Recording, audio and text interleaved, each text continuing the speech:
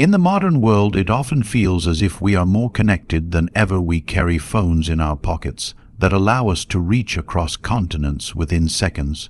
We can scroll through endless streams of updates, photographs, and opinions from people we know and from countless strangers on the surface. This seems like the ultimate form of connection, but Buddhism teaches us to look more deeply. When we look with mindfulness, we see that much of what we call connection is in fact an illusion. True connection, in the Buddhist sense, arises from presence, compassion, and awareness. It is not simply exchange of words or images. It is not merely being seen or noticed. True connection is rooted in the ability to be with another being in openness and sincerity. It requires that we drop our masks and allow the natural energy of understanding to flow. Yet, what most of us experience through digital interaction is shallow. It is quick, fragmented, and often driven by craving or habit. We check our devices not because our hearts are open, but because our minds are restless. The Buddha pointed again and again to the dangers of mistaking appearances for reality in the same way that a mirage in the desert appears like water but cannot quench thirst. Superficial connection appears like intimacy but cannot soothe the loneliness of the heart. We may collect followers, likes, or comments, but when night grows quiet, we still feel alone. We realize that quantity of contacts does not equal quality of connection. This illusion is powerful because it feeds the ego. The ego delights in recognition. It enjoys being affirmed. It is satisfied when someone responds to a message or presses a like button, but ego satisfaction is temporary. It fades quickly and requires more to sustain itself, just as a fire requires constant fuel. Our hunger for recognition demands constant input. This cycle is exactly what Buddhism identifies as craving or tan, a force that never truly ends but always asks for more. Consider sitting in a crowded cafe. Everyone is talking, everyone is on their phones. On the outside, it looks like a place overflowing with connection, but if we pause and look closely, we may see that very few people are truly present with one another. Most are distracted. Some are worried about work. Some are planning what to post online. Some are comparing themselves with what they see on a screen. This shows how loneliness can persist even in a crowd. The outer form of connection does not guarantee the inner reality of communion. The practice of mindfulness helps us pierce through this illusion. To be mindful is to be fully present with what is happening right now. If we are speaking with a friend, mindfulness invites us to truly listen to their words, to notice their tone, and to sense the feelings beneath the words. If we are eating a meal, mindfulness invites us to taste and to appreciate, not while scrolling, but with full attention. These small practices cultivate genuine connection. They bring us into contact with life as it is rather than with the ghost-like version offered through constant digital chatter. The illusion of connection also shapes the way we perceive ourselves. When we measure our worth by the responses of others, we lose touch with our own true nature. In Buddhism, the true nature of the self is not dependent on external praise or blame. It is spacious, fluid, and interconnected. To believe that a number of likes defines who we are is like believing that a shadow is the same as a body. It is mistaking the reflection for the real thing. When we forget this teaching, loneliness deepens, because no matter how much validation we gather, it never touches the core of our being. To move beyond the illusion, we need to return to simplicity. A single mindful conversation with a loved one can bring more nourishment than hundreds of online interactions. A few minutes of silent breathing together can generate more connection than hours of scrolling. This not to condemn technology, but to remind us that tools are not the same as presence. The internet can support genuine encounters, but only if our hearts are open and aware. Without mindfulness, it only multiplies distraction and craving. The Buddha taught that suffering arises when we cling to illusions, and that freedom comes when we see things as they truly are. To see that much of modern connection is superficial is not cause for despair. Rather, it is the beginning of wisdom. When we recognize the illusion, we can choose differently. We can put down the phone and look into the eyes of a friend. We can write a sincere letter. We can spend time in nature and feel our connection to the earth and to all living beings. These acts dissolve loneliness because they bring us into touch with the reality of interbeing, the truth that we are never truly separate. Even when alone, genuine connection is possible. Sitting quietly with the breath, we may sense the support of the air entering our lungs.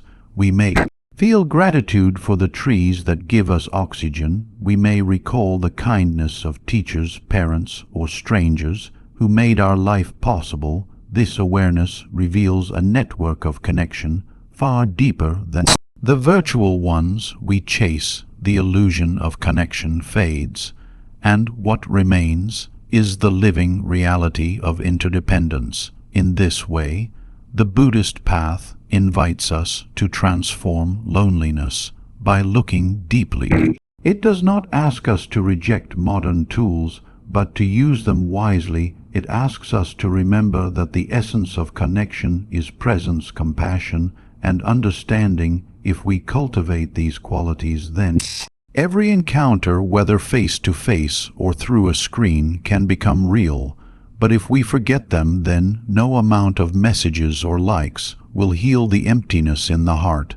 Thus, the first step is to wake up to the illusion, to see clearly that more is not the same as deeper, that appearance is not the same as reality, that being noticed is not the same as being understood. When this insight dawns, we are no longer fooled by the glitter of constant digital interaction. We begin to seek what nourishes rather than what distracts. We open ourselves to authentic relationship with others, with the earth, and with our own mind. And in that space, loneliness begins to dissolve, not because we have more connections, but because we have awakened to the truth of connection itself. One of the most subtle but powerful causes of loneliness is our attachment to external validation. We live in a culture where affirmation from outside has become the measure of self-worth. From the moment we wake up, many of us check our devices to see who has noticed us, who has liked our posts, who has replied to our messages, or who has mentioned our name. Each of these moments gives a small spark of satisfaction, a brief feeling that we exist and that our existence matters. Yet just as quickly the spark fades, and we return to the search for more. This cycle is familiar and exhausting. It leaves us always grasping, never settled. Buddhism teaches that this restless hunger is a form of craving. It is the desire for recognition and approval from others as a way to confirm our identity. The Buddha described craving as a root of suffering because it is endless. It is like drinking salt water in an attempt to quench thirst. The more we drink, the thirstier we become. In the same way, the more we rely on others to confirm our worth, the more fragile we feel inside. For even when praise arrives, we immediately fear its loss. And when criticism or indifference comes, we feel pierced and diminished. This dependency is built into the very way the ego functions. The ego is a construction based on the idea of I, me, and mine.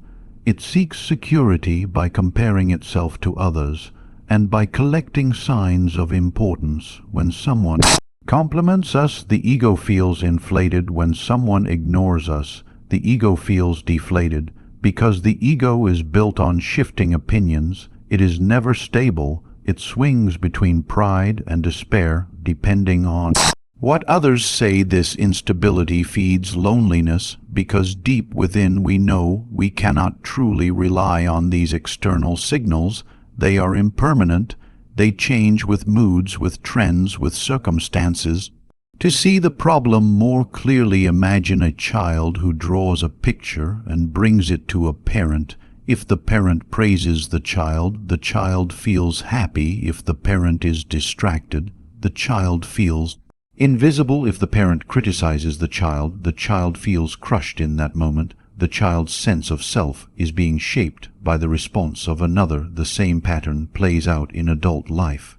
But In subtler ways, we dress in certain ways, we post certain pictures, we craft certain words, all in hope of receiving affirmation. When affirmation does not come, we feel lonely, not because we are truly isolated, but because we have lost the mirror that reassures us. Buddhist practice invites us to turn inward rather than outward.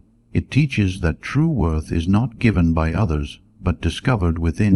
Through mindfulness, we begin to see the impermanent nature of praise and blame. We begin to notice how fleeting each comment or gesture of approval really is, and we see how exhausting it is to chase them again and again. The Buddha reminded his followers that liberation comes from seeing clearly, not from trying to control the shifting winds of opinion. When we see that validation is unreliable, we begin to loosen our attachment to it.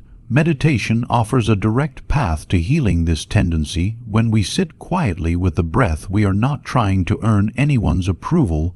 We are not posting our progress or waiting for likes. We are simply resting with what is true. Meditation asks us to let go of the performance of the self and to return to simple being. In those moments, a deep inner stability can arise. We realize that we do not need constant confirmation to exist. We are already here.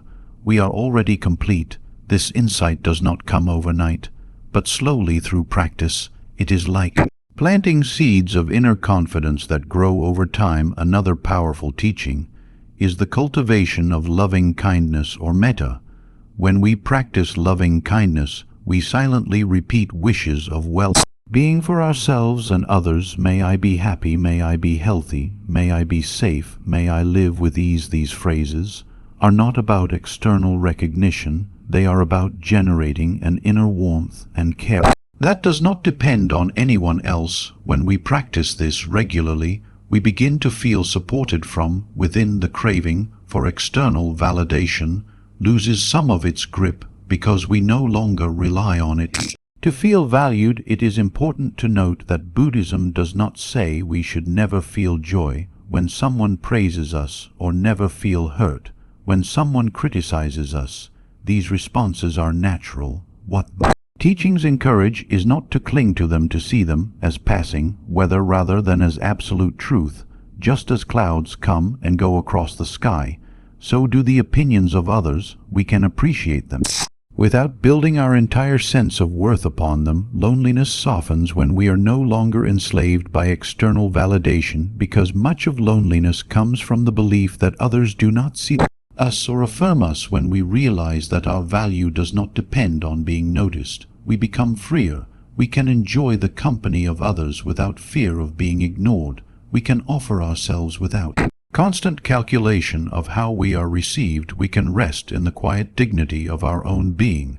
This is not arrogance, but authenticity. It is knowing that our existence is already meaningful simply by being part of the great web of life. The Buddha used the image of a lotus flower growing in muddy water. The lotus does not need the praise of anyone to bloom. It blooms naturally according to its conditions. In the same way, our human heart has the capacity to bloom into compassion and wisdom without depending on constant affirmation. When we stop seeking validation outside, we allow our inner lotus to unfold. We find a connection to life itself that is far deeper than the fleeting recognition of others in practical life.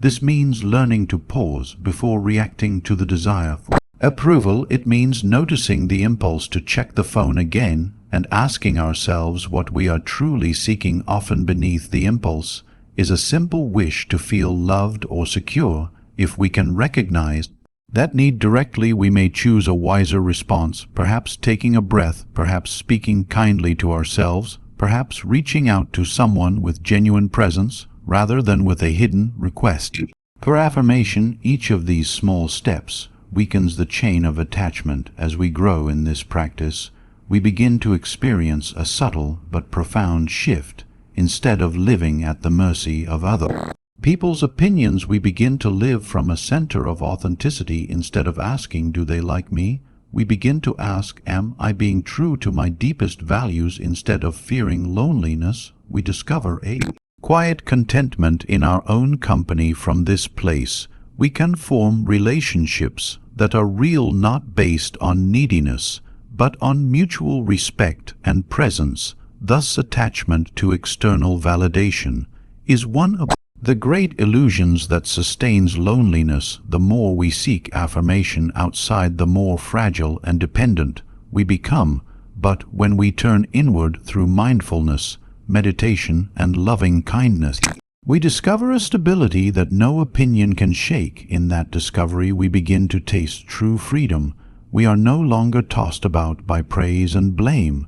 We are no longer defined by the shifting gaze of others. We are grounded in the simple truth of our being, and in that grounding, loneliness begins to fade, replaced by a sense of connection that arises from within. The Buddha taught that craving is at the very root of suffering. He used the word tan, which literally means thirst. This thirst is not simply a desire for food or water, but a restless hunger of the mind and heart.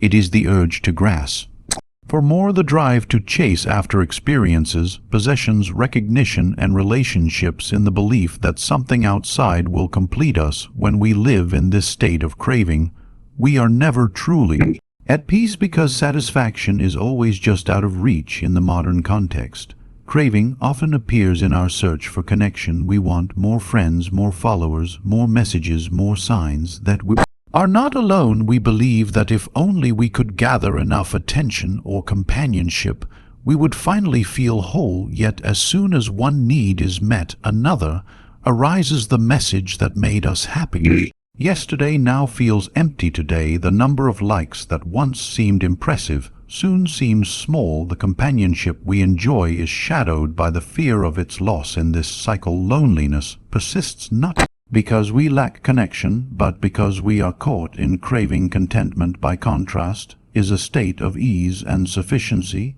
It is the recognition that what is here now is enough. It does not mean we never desire or never act. It means we are not enslaved by desire. We can enjoy connection without clinging to it. We can appreciate recognition without depending on it. Contentment allows us to rest in the present moment with a sense of fullness. The Buddha described this as the middle way, neither indulgence in craving nor rejection of life, but a balanced awareness that sees things as they are. To see the difference between craving and contentment, imagine two people walking through a garden. One is restless, counting how many flowers they can photograph, planning how many images they can share, and worrying whether others will admire their pictures. The other walks slowly, breathing in the fragrance, feeling the earth beneath their feet, and simply being with the beauty around them. The first person is driven by craving and may leave the garden still unsatisfied. The second is rooted in contentment and may carry the joy of the garden long after leaving it. Loneliness often arises when our craving for connection overshadows the simple joy of being with others in the present moment. We may sit with a friend but already think about what they will say about us later. We may join a group but measure its value by how many people notice us. We may scroll through endless profiles hoping to find the perfect match, but never feel content with what is before us. This restless seeking prevents us from truly experiencing the connections we already have. It blinds us to the gifts already present. Buddhist practice offers many ways to transform craving into contentment. One of the most powerful is mindfulness of breathing. When we sit quietly and follow the breath, we discover that even something as simple as inhaling and exhaling can bring peace. We realize that life itself is a gift that does not require constant grasping. This awareness begins to loosen the grip of craving. It shows us that contentment is not found in getting more, but in awakening to what is already here. Another practice is gratitude. In the teachings, gratitude is a form of wisdom because it shifts our focus from what is lacking to what is present. Each morning, we can reflect on the conditions that make our life possible: the air we breathe, the food we eat, the people who care for us, the opportunities we are given. This simple act of remembering nourishes contentment. It reminds us that life is already abundant, even if it does not match the ideals our craving demands. Craving also tends to isolate us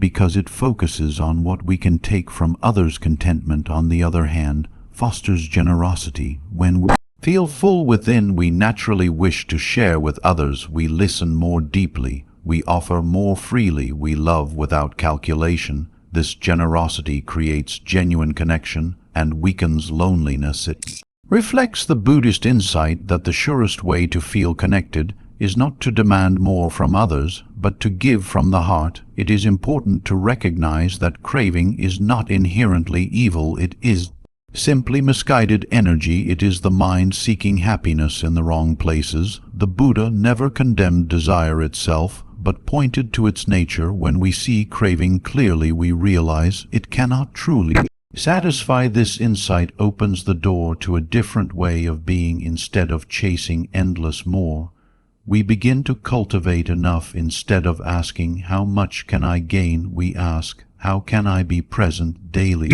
Life gives us many opportunities to practice this shift. When eating, we can slow down and actually taste the food rather than rushing through it in search of the next bite. When speaking with someone, we can focus on hearing them rather than planning our response. When feeling lonely, we can pause and notice the sensations in the body rather than rushing to fill the gap with distraction. Each of these moments is a training in contentment. Each one weakens the restless habit of craving over time. This practice reveals a profound truth. Contentment is not passive resignation. It is not saying, "I will never change," or "I should not want anything." Rather, it is an active state of freedom. It means our happiness is not chained to constant external gain. It means we can enjoy without clinging and let go without fear. This is why the Buddha called contentment one of the greatest treasures. A person who is content is rich even if they have little. A person caught in craving is poor even if they have much. The connection between craving and loneliness becomes clear when we look at our relationships. If we approach others with craving, we see them as objects to satisfy our needs. We demand attention or affection and feel hurt when they do not deliver. This creates distance rather than closeness. But if we approach others with contentment, we see them as whole beings to be respected and cherished. We do not use them to fill our emptiness. Instead, we share our fullness with them. This creates genuine intimacy and dissolves loneliness. In the end, the path from craving to contentment is the path from illusion to reality. Craving chases shadows, always hoping the next thing will satisfy. Contentment awakens to what is already here and finds peace in it. Loneliness is a symptom of craving because it whispers that we lack something essential. But when contentment arises, we see that we are already part of a vast web of life, already supported, already enough. In this realization, the restless hunger quiets and a deeper connection to ourselves and to others emerges. Loneliness is often spoken of as the absence of others. We say we feel lonely because we do not have enough friends, or because no one is nearby, or because we are not in a relationship. Yet, from a Buddhist perspective, one of the deepest sources of loneliness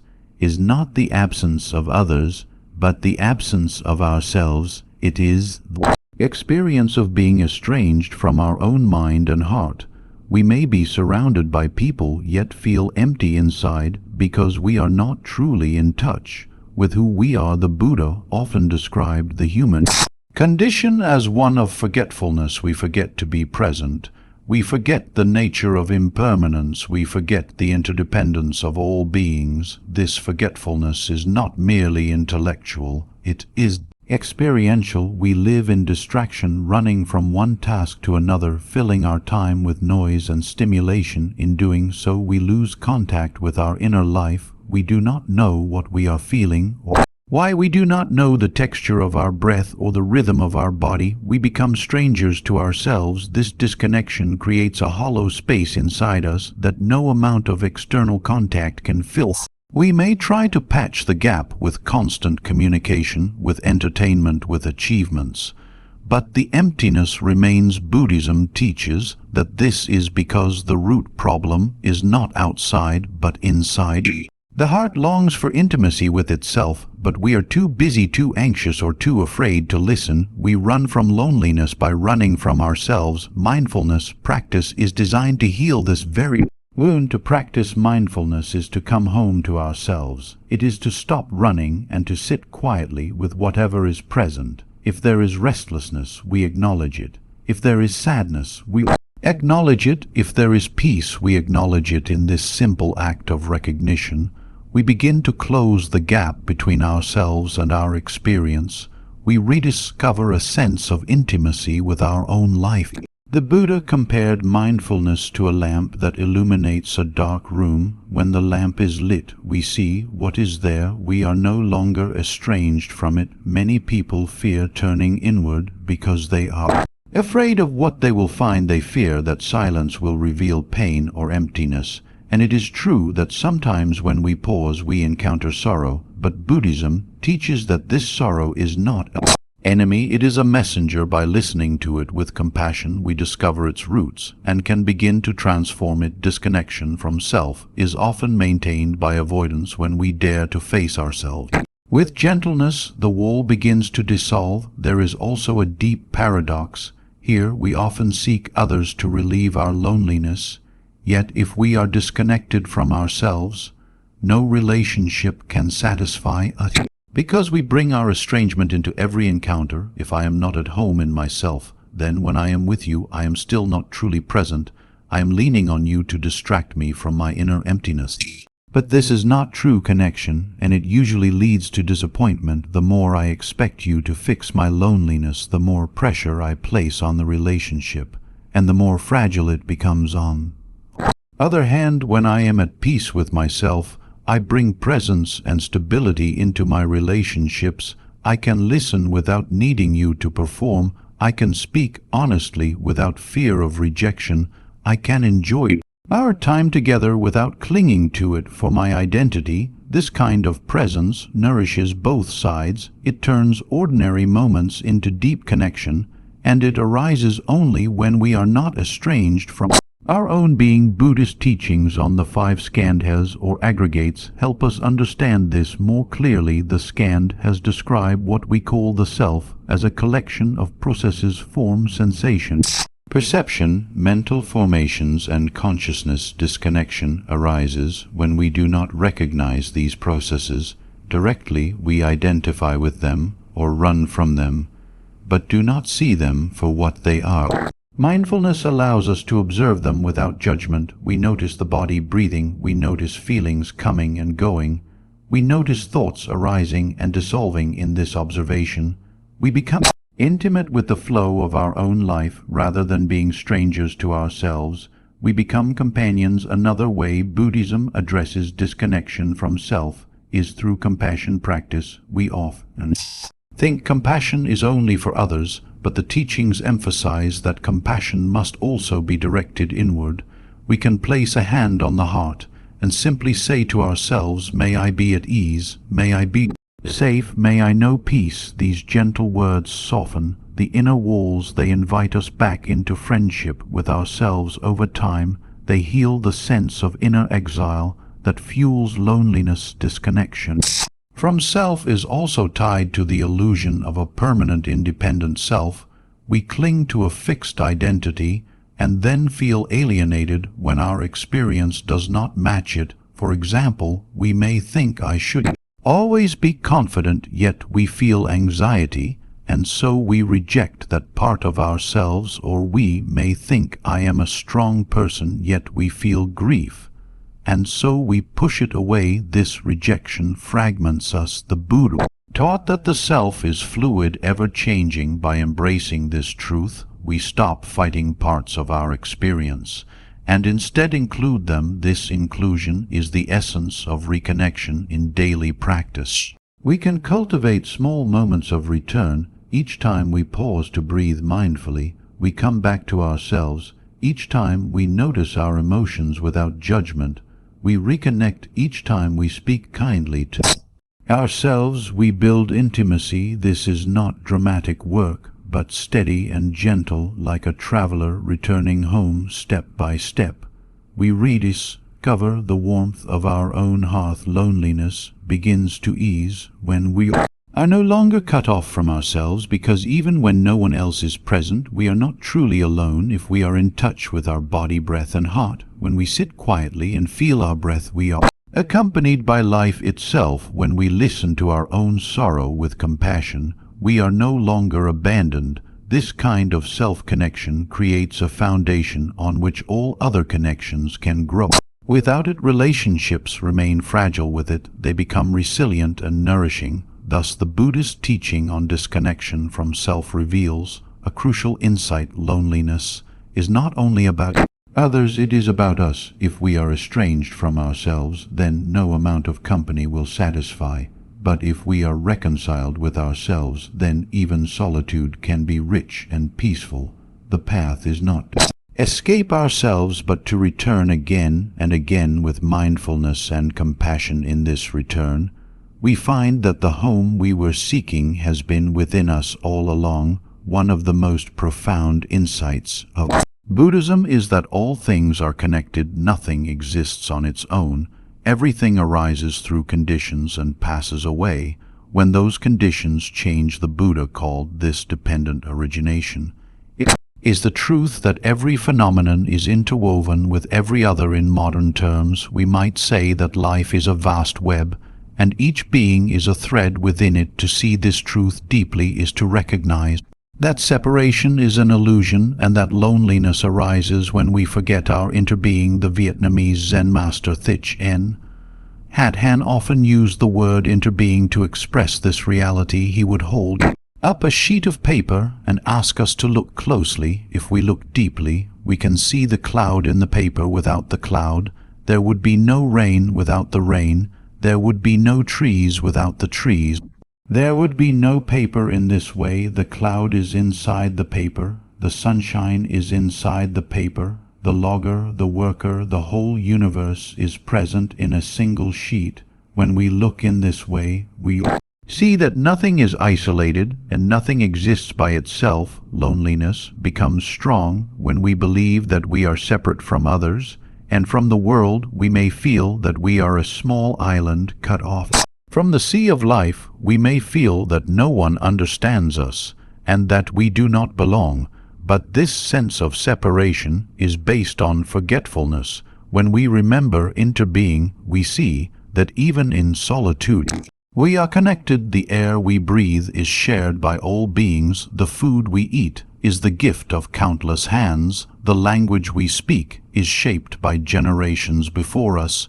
Every moment of our existence is woven from the lives of others. This teaching is not abstract. It can be touched directly through mindfulness. When we take a breath, we can pause and recognize that the breath is possible because of trees, plants, and the whole atmosphere. When we drink a cup of tea, we can taste the rain, the soil, the farmer, the sun. Each simple act becomes a reminder of our interconnection. Instead of feeling small and separate, we feel vast and included. We realize that loneliness is not the truth, but a temporary veil that covers the reality of belonging. Relationships also change when we see through the lens of interbeing. When we forget connection, we often treat others as objects for our own use. We demand attention, we cling, we compete.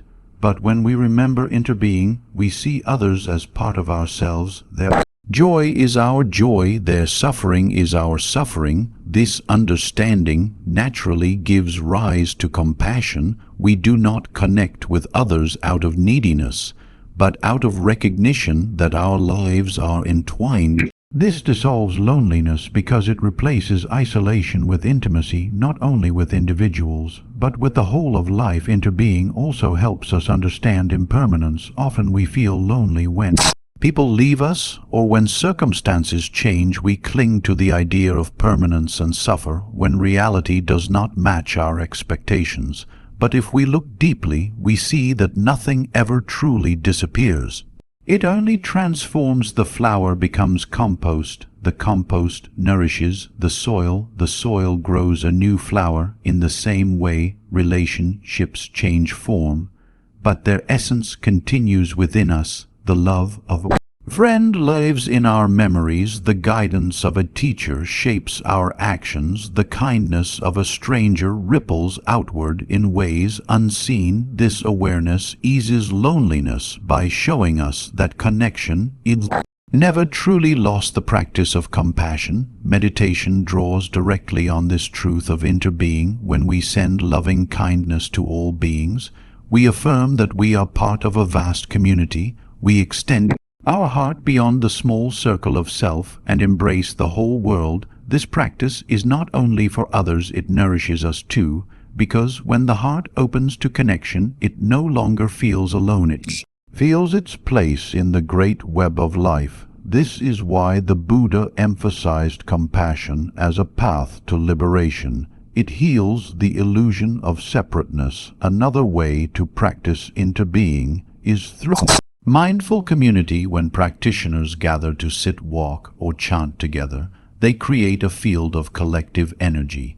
Each person supports the others simply by being present. This shared practice reveals that we are not solitary travelers but companions on the path. Even outside formal practice, we can feel this when we share silence with a loved one or when we work together for a common good. These moments remind us that we belong not as isolated individuals, but as parts of a living whole. It is also worth noting that interbeing includes not only human beings, but all forms of life and the earth itself. Our loneliness deepens when we forget our bond with nature. When we live only in concrete walls and digital screens, we may feel cut off.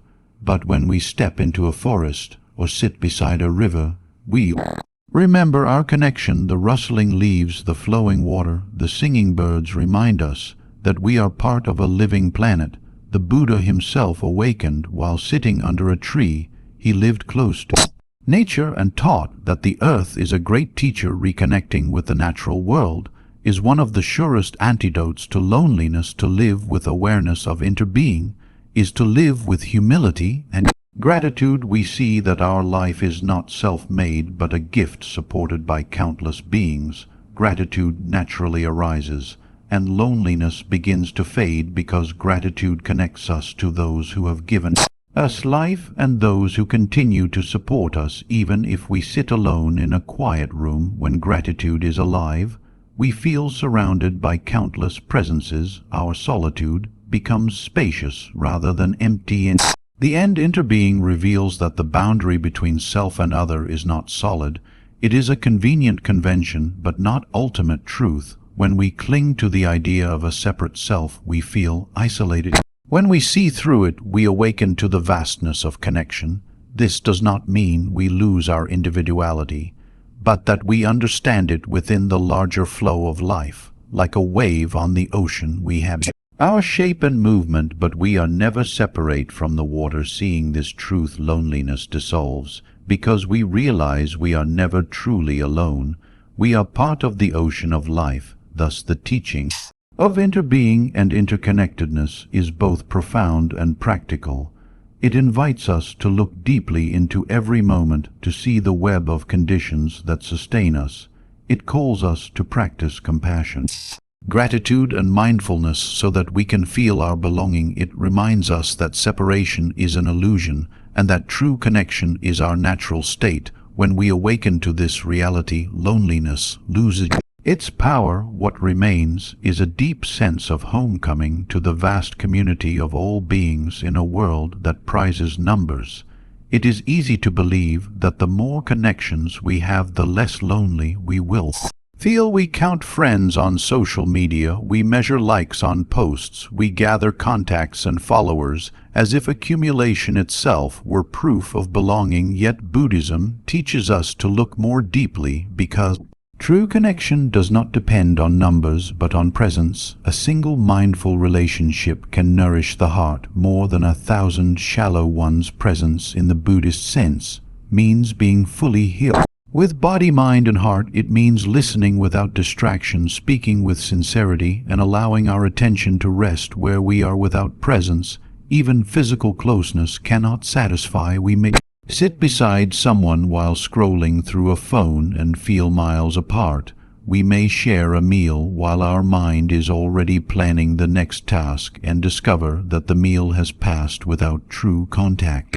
Presence transforms these ordinary moments into genuine connection. The Buddha taught that attention is the most basic form of love. When we give someone our full awareness, we are affirming that that simple act can dissolve loneliness far more effectively than a flood of surface-level communication. The problem with quantity is that it divides our attention. We try to be everywhere at once, answering many messages, managing many relationships, yet our attention is scattered thin, and none of those relationships receive the depth they need. The result is that we are surrounded by people, yet still feel unseen and unheard. Mindful presence begins with slowing down. If we are speaking with a friend, it means putting aside distractions and really listening not only to words, but to tone, expression, and the feelings underneath. If we are with family, it means being there not only physically, but with genuine openness. When we bring this quality of presence to our relationships, we discover that even brief encounters can feel full. A short mindful conversation can nourish more than hours of distracted talk. This principle applies to solitude as well. Mindful presence with ourselves allows us to feel whole. Even when alone, we can sit with the breath or walk in nature and feel a sense of belonging, because presence brings us into touch with life as it is right now.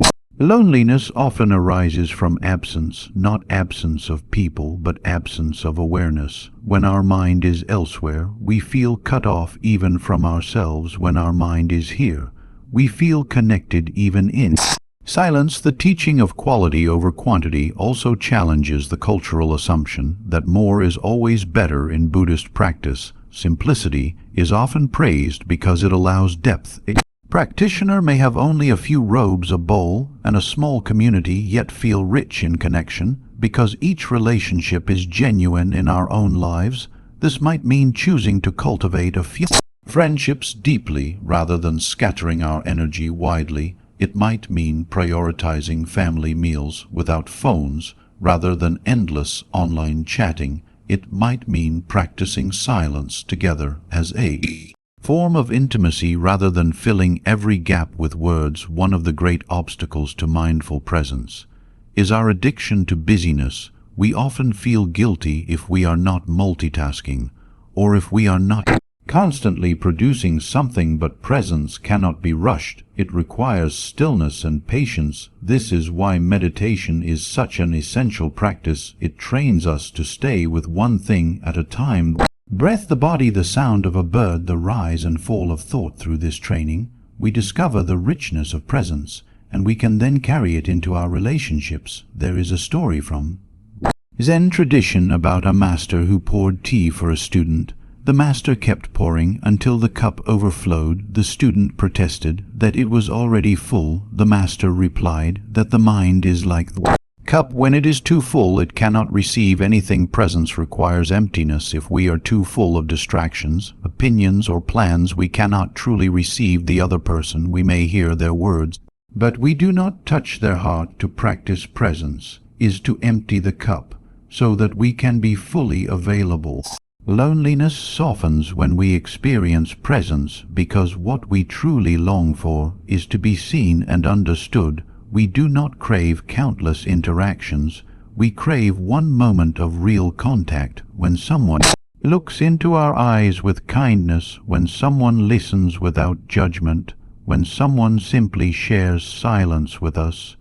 We feel connected. This connection does not depend on duration or frequency, but on depth. Even a stranger can offer it in a moment of compassion, and it can nourish us for days. Presence also transforms conflict. Often we argue not because of the issue itself, but because we do not feel heard. When both people are caught in proving themselves, loneliness grows because each feels isolated in their struggle.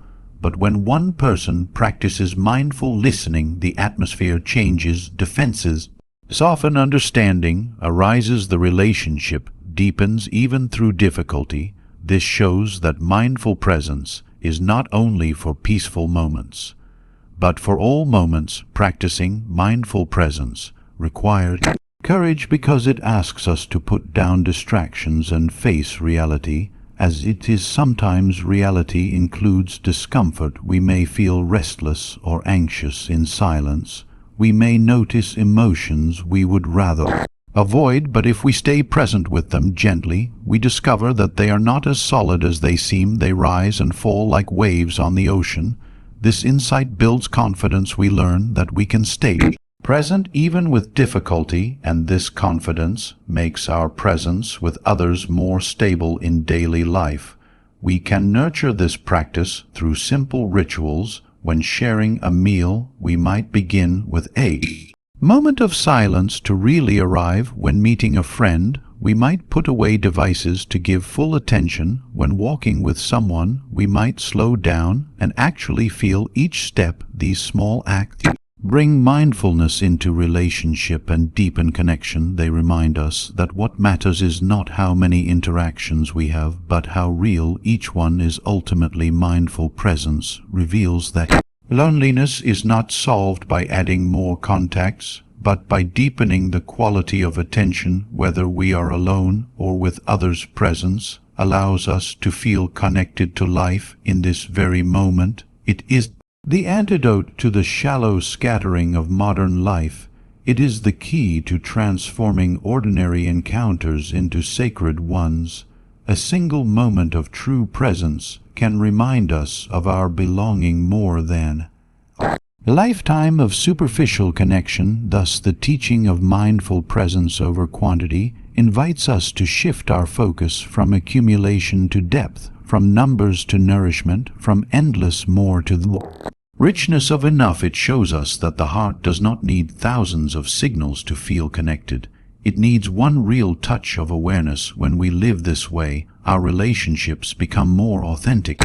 Our solitude becomes more peaceful, and loneliness begins to dissolve, not because we have more, but because we are truly here. One of the central insights of Buddhism is that the sense of a separate self is an illusion. We usually move through the world with a strong feeling of I, me, and mine. We see ourselves as independent entities surrounded by others who are also separate. This sense of separateness is what Buddhism calls the ego. It is not evil, but it is deeply misleading. The ego builds walls around itself and defines boundaries that do not truly exist. This habit of separation is one of the main reasons loneliness persists even when we are surrounded by others. The ego thrives on distinction. It says, this is me, and that is you. This is mine, and that is yours. This is my success, and that is your failure. This constant dividing creates an atmosphere of competition and comparison. We are always measuring ourselves against others.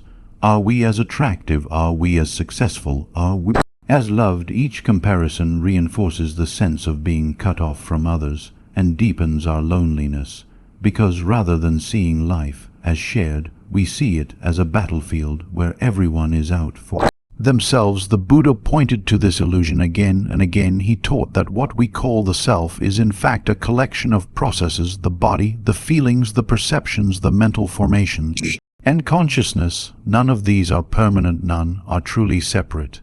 Each depends on countless conditions, yet because of ignorance we cling to them as if they were solid and independent. From this clinging arises a sense of isolation. We believe we must defend ourselves and prove ourselves in order to exist. This illusion of separation affects relationships deeply. If I see myself as a solid self apart from you, then I may treat you as a tool for my satisfaction. I may use you for attention or comfort and withdraw when you no longer provide it, or I may feel threatened by your success because it seems to diminish my own. Either way, the relationship is fragile because it is based on the ego's needs, not on true connection. This fragility often leads to loneliness. We sense that even in intimacy, there is a barrier that prevents full communion. That barrier is the ego's separation.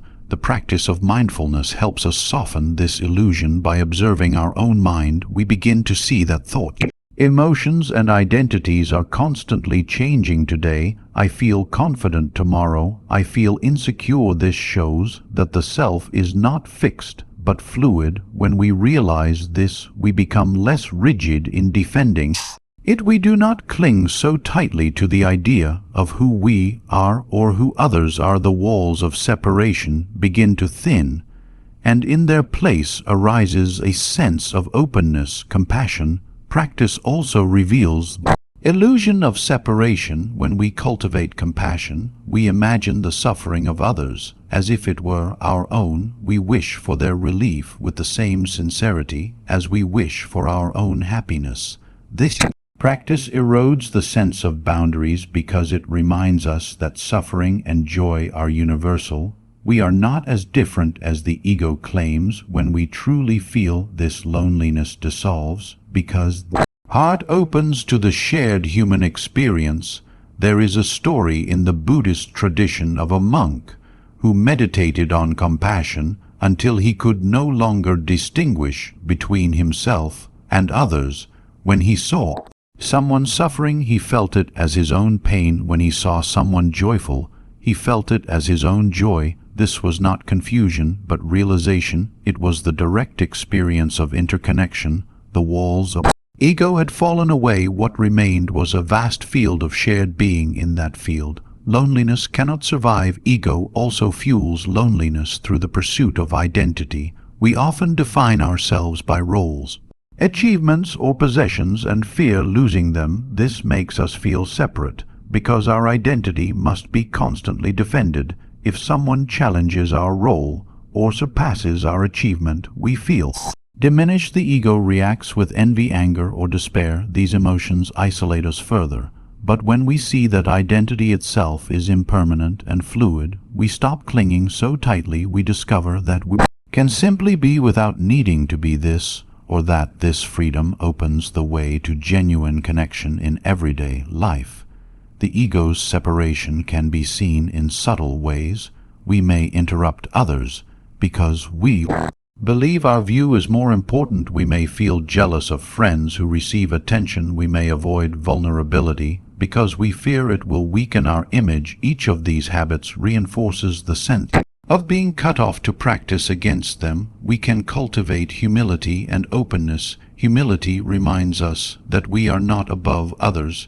Openness reminds us that we are not below others. Both bring us back to equality and shared humanity. The Buddha described the awakened mind as one free of the illusion of self. This does not mean the self disappears, but that it is seen for what it is, a useful convention, not an ultimate reality. In that awakened state, the boundaries between self and other become soft. We can still say I and you, but without clinging to them. We know that we interexist like waves on the same ocean. This insight brings a deep sense of belonging because we realize we are not alone, but part of a vast whole. Loneliness often comes from the belief that no one understands me, that I am fundamentally separate. But when we look deeply, we see that all beings share the same conditions of birth, aging, sickness, and death. All beings seek happiness and avoid suffering. All beings long for connection. This recognition bridges the gap created by the ego. Instead of feeling uniquely isolated, we feel universally connected. We discover solidarity in the very conditions we want. Thought divided us. The practice of breaking down the ego's separation is not about erasing individuality. It is about seeing individuality in its true light. Each person has a unique form and story, yet all are connected at the root like flowers of different colors drawing nourishment from the same soil. We can celebrate the uniqueness while remembering the shared ground. This perspective allows us to engage with others more freely and lovingly because we are not trapped in defending a separate self. We are available for genuine relationship. Ultimately, the teaching on the ego's separation invites us to wake up from the illusion of isolation. It calls us to see through the walls we build around ourselves and to experience the vastness of connection that already exists. Loneliness is a symptom of Believing the walls are real when we see that they are only mental constructions, we are free. The heart expands to include others, and in that expansion we find the belonging we have always sought most. People see loneliness only as a burden, a shadow to escape from, a painful emptiness to be avoided. Yet Buddhism encourages us to look more deeply at all experiences, even the difficult ones, rather than running away from loneliness. We are invited to turn toward it with mindfulness and compassion. In doing so, loneliness itself can become a teacher, revealing truths about our minds, our hearts, and the nature of life. The first lesson loneliness teaches is impermanence. When we sit quietly and feel the ache of solitude, we may notice that it is not solid. It comes in waves, sometimes strong, sometimes soft, sometimes it is sharp like a sting, other times it is dull like a fog. By observing it closely, we see that it changes moment to moment. This shows us that loneliness is not an eternal condition, but a passing state. When we realize this, we do not need to fear it so much. We can endure it with patience, knowing that it too will shift. The second lesson loneliness teaches is about craving. As we sit with it, we may notice how quickly the mind reaches outward. We want to check the phone. We want to distract ourselves with entertainment. We want to find someone to talk to. This reveals the deep thirst that drives us much of the time. The Buddha taught that craving is at the root of suffering. Loneliness gives us a direct glimpse of how this craving operates. It exposes the restlessness of the mind and the ways we seek to escape discomfort. This awareness can be painful, but it is also liberating, because once we see craving clearly, we are no longer blindly ruled by it. The third lesson loneliness teaches is compassion. When we feel lonely, we touch the universal human experience. We realize that countless others at this very moment are feeling the same ache. This recognition softens the heart. Instead of thinking, "I alone suffer," we realize we are part of a vast community of beings who share this condition. This can awaken a deep compassion for others, because we know from within how tender and raw loneliness feels. When we later encounter others who are struggling, we can offer presence and understanding, not from theory, but from lived experience. Another teaching hidden within loneliness is the value of presence. Often we run from loneliness because we do not want to face ourselves. But if we sit quietly with it, something surprising can happen. At first, we may feel restless, but if we breathe and stay present, we may begin to sense layers beneath the surface. Perhaps beneath the loneliness is sadness. Perhaps beneath the sadness is longing. Perhaps beneath the longing is love itself. The simple wish to be connected. By staying present with loneliness, we uncover truths about ourselves that distraction would have hidden. In this way, loneliness becomes a doorway to self-knowledge.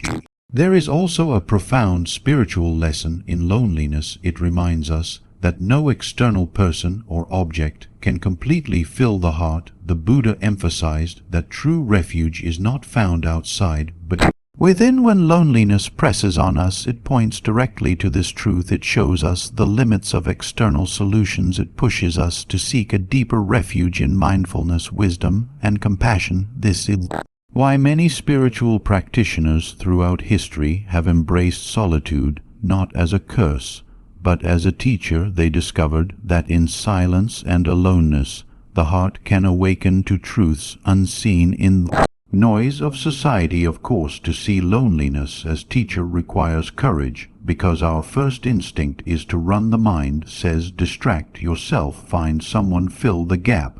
But if we can pause even briefly and turn toward the feeling with curiosity, we transform the relationship. Instead of enemy, loneliness becomes guide. Instead of something to avoid, it becomes something to learn from. This shift changes everything because it gives us freedom. We are no longer trapped in fear of loneliness. Instead, we meet it as part of life's unfolding. Practical steps can support this transformation. When loneliness arises, we can take a few mindful breaths and simply name it. Here is loneliness. By naming it, we create space around it rather than being overwhelmed.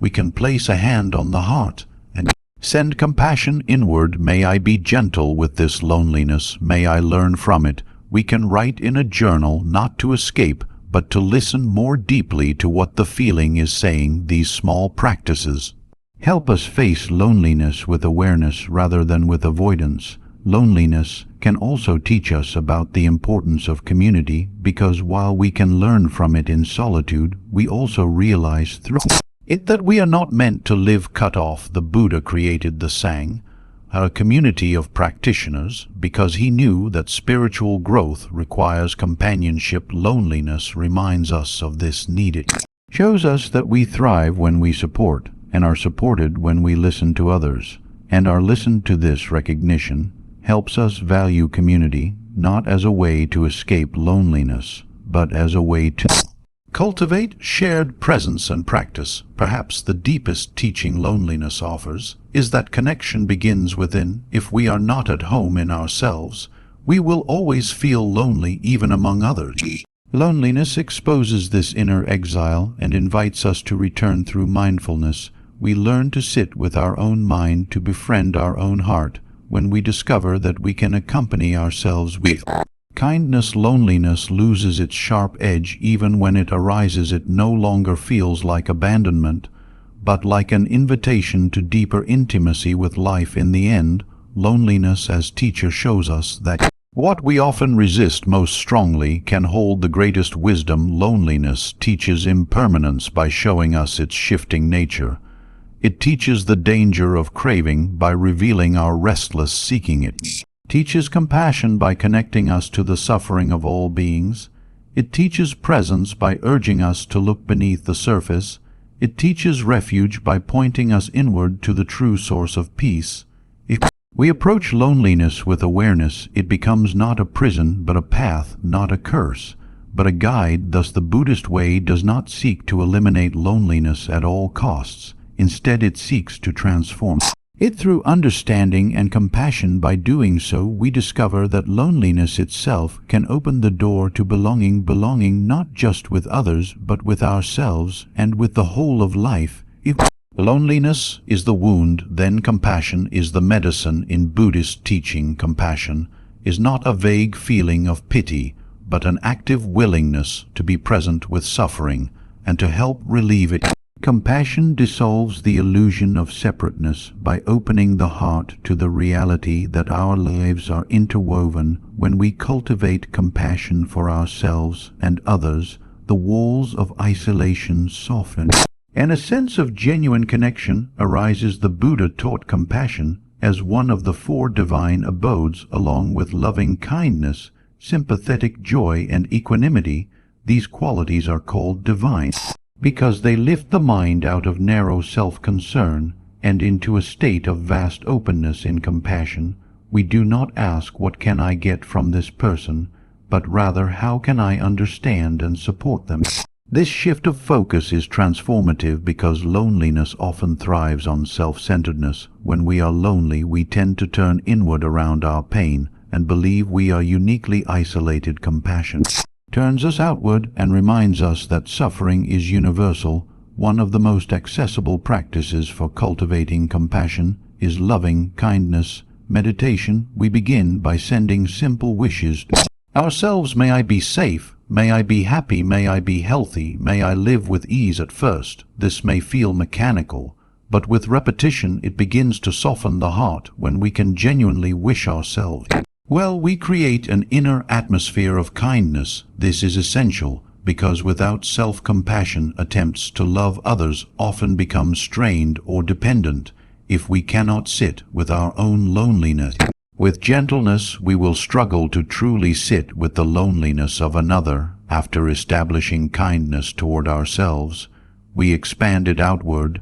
We send the same wishes to loved ones. May you be safe. May you be happy. May you be healthy. May you live with ease, then to acquaintances, then to strangers, and eventually to all beings, even those who have harmed us. This gradual expansion trains the heart to break down the boundaries of self and other. It reminds us that just as we wish to be free of suffering, so do all beings. This recognition fosters a deep sense of connection because it highlights what we share beneath all differences. Compassion practice also teaches us to approach suffering not with fear, but with openness. Usually, when we encounter suffering in others, we want to fix it or avoid it. Both come from discomfort with pain, but compassion allows us simply to be present without fleeing or controlling. This presence is healing in itself. When someone is lonely, they do not need quick solutions so much as a companion who will sit with them without judgment. Compassion provides that companionship. It says, "I see your pain, I am with you." This dissolves loneliness because it creates real contact. There is a powerful story from the life of the Buddha. Once a woman named Kisegotami lost her only child. Grief consumed her, and she went searching for medicine that could bring him back. She came to the Buddha, who told her to collect mustard seeds from a household that had never known death. She searched, but every family she visited had suffered loss. Realizing that death touches all, she returned transformed. Her grief was still there, but it was softened by compassion, because she now understood she was not alone. Compassion had connected her personal suffering with the universal human condition. Loneliness can feel like being locked in a small dark room. Compassion opens a window. It does not necessarily remove the pain, but it allows fresh air to flow in. It helps us see that others are also carrying burdens and that we can support one another in this way. Compassion not only reduces loneliness, but transforms it into solidarity. When we know that others suffer as we do, and when we actively extend care to them, our loneliness becomes a bridge rather than a wall. Importantly, compassion must include self-compassion. Many people are harsh with themselves, especially when feeling lonely. The inner voice may say, "You should not feel this way," or "You are weak for being alone." Such thoughts only deepen isolation. Self-compassion offers a different voice. It says it is okay to feel lonely. It is part of being human. May I treat myself with kindness. This gentle inner attitude provides the security we often seek externally. When we can be our own friend, we are never entirely alone in daily life. Compassion practice can be woven into small actions. We can pause before speaking to ask whether our words will help or harm. We can listen more than we speak. We can notice when someone seems withdrawn and offer a smile or a kind word. These gestures may seem minor, but they carry immense power because they communicate presence. In Buddhism, it is said that a compassionate word or even a compassionate thought has limitless value because they remind both giver and receiver of connection. Compassion also transforms how we relate to communities. Rather than approaching relationships with the mindset of "what can I gain," we approach with "how can I contribute." This attitude shifts us from consumers of connection to creators of connection. In a world where loneliness is widespread, this shift is radical, because instead of waiting to be loved, we take the initiative to love. Instead of waiting to be included, we extend inclusion. This does not mean neglecting our needs, but recognizing that giving and receiving compassion are two sides of the same coin. Practicing compassion is not always easy. The ego resists because it fears vulnerability. Open the heart is to risk being hurt, yet Buddhism reminds us that compassion is not weakness, but strength. It is the courage to face suffering rather than deny it. It is the wisdom to know that our well-being is bound up with the well-being of others. This strength gradually reduces loneliness because it builds bonds that are not based on utility or appearance, but on genuine care. Ultimately, compassion practice shows us that connection is not something we wait to receive, but something we generate. When we cultivate compassion, our very presence becomes a source of warmth for others, and in giving that warmth, we also receive it, because the act of compassion itself nourishes the heart. Loneliness loses its grip because we realize we are never truly separate. Our lives are interwoven with all beings, and compassion is the thread that reveals and strengthens this truth. Thus, the Buddhist path of compassion is both remedy and revelation. it remedies loneliness by opening the heart to others, and it reveals the deeper reality that we are already connected. When we practice compassion, we dissolve the illusion of isolation and touch the vast field of interbeing. In that field, there is no lonely self and other, there is only the shared dance of life. At the root of loneliness is the belief that fulfillment and belonging can only be found outside of ourselves. We look for it in friendships, relationships, recognition, or constant activity. Yet Buddhism teaches that ultimate refuge does not lie in external circumstances, but within our own awakened heart. This does not mean we reject relationships or community. Rather, it means we discover a deeper foundation that does not crumble when external supports change. This inner refuge is what the Buddha called a safe island, one that we can always return to regardless of the storms of life. The Buddha himself spoke of this refuge. He told his disciples, "Be a lamp unto yourselves, be your own refuge, with no other refuge." He knew that while external connections are valuable, they are impermanent. Friends may come and go, loved ones may pass away, communities may shift. If our sense of belonging depends entirely on these external forms, we will inevitably feel shaken. True refuge within offers stability, because it rests not on changeable conditions, but on the clarity and compassion of the awakened mind. Finding refuge within begins with mindfulness. When we sit quietly and bring awareness to the breath or the body, we begin to discover a home inside ourselves. At first, the mind may resist, it may complain of boredom or restlessness, it may throw up waves of loneliness, but if we stay with gentle persistence, we begin to feel grounded in simple presence.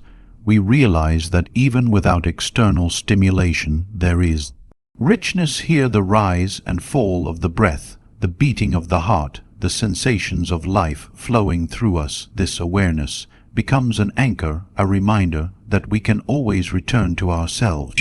Refuge within also grows through wisdom. The Buddha taught that all things are impermanent, unsatisfactory, and without a fixed self. When we contemplate these truths, we loosen the grip of attachment. We stop expecting external conditions to give us permanent security. We recognize that relationships, possessions, and roles cannot define our true worth. This insight does not make us cold or detached.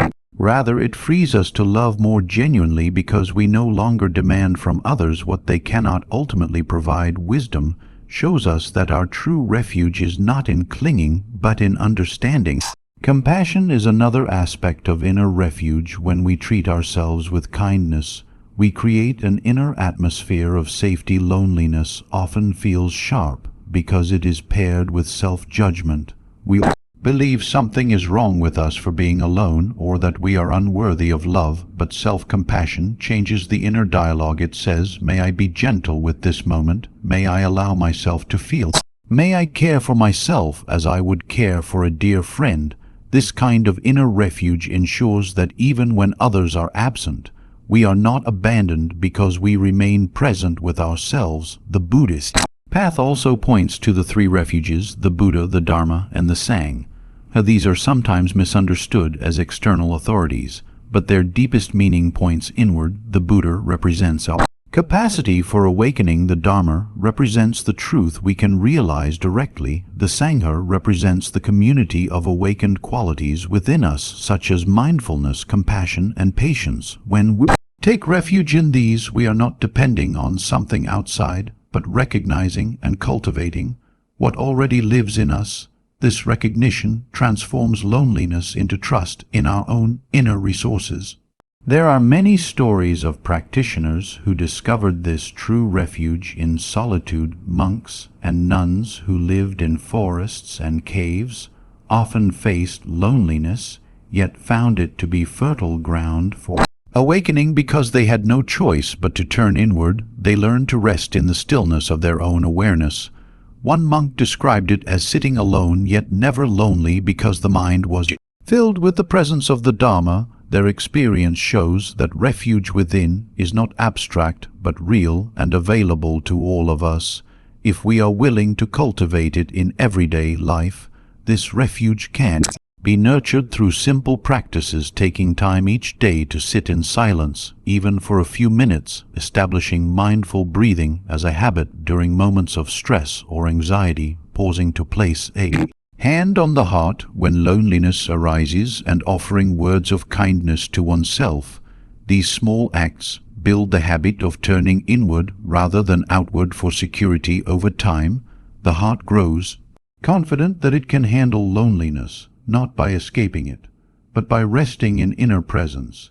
It is important to understand that true refuge within does not mean cutting off from others. Human connection is natural and beautiful. The Buddha himself valued community and encouraged his followers to support one another. What changes is that we no longer depend on others to confirm our worth. We no longer see relationships as the sole solution to loneliness. Instead, we engage with others from a place of fullness rather than lack. This makes our connections healthier and more genuine because they are based on sharing rather than grasping. Ultimately, true refuge within is the discovery that beneath the waves of loneliness, there is a still ocean of awareness that is always present. This awareness is not lonely because it is not separate. It is connected to all of life. When we touch this dimension through mindfulness, compassion, and wisdom, we realize that our sense of isolation was based on misunderstanding. The reality is that we are already part of the vast web of existence. The trees, the sky, the people, the animals, all are part of us, and we are part of them. Refuge within is the recognition and resting in this truth. In the end, the Buddhist teaching on refuge reminds us that loneliness, though painful, can point us to the deepest belonging. It shows us the limits of external dependence and pushes us to discover the inexhaustible source of peace within ourselves. When we learn to return to this inner refuge again and again, we find a stability that no loss can shake and a connection that no solitude can erase. With this realization, loneliness is no longer an enemy, but a messenger guiding us home.